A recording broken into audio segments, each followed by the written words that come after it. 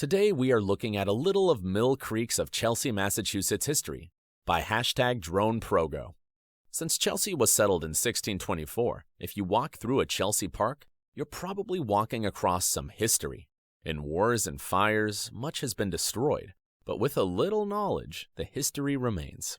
These days, a visit to a Chelsea park may surprise you with art as well.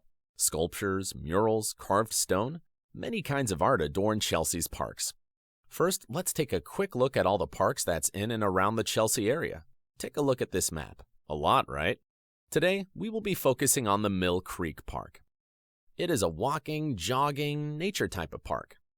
Size, 0.554 acre. That's about 24,132.24 square feet. That's about a little less than an American football field. Yes, it is a small park with a lot to offer. Management, Chelsea Commons Management. About Mill Creek. Mill Creek and connecting Chelsea Creek are important habitats for both marine life and shorebirds.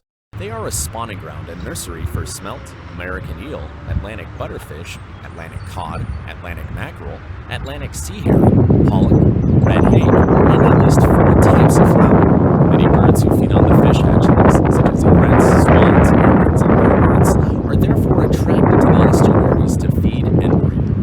My time here was very relaxing. Wonderful. Yes, I actually stayed at a hotel right next to the park.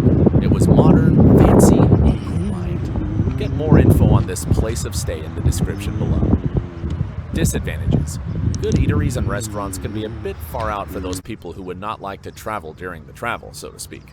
If you're like me, then you would not mind driving around 20 minutes to a commercial restaurant or one of Massachusetts' hidden seafood gems.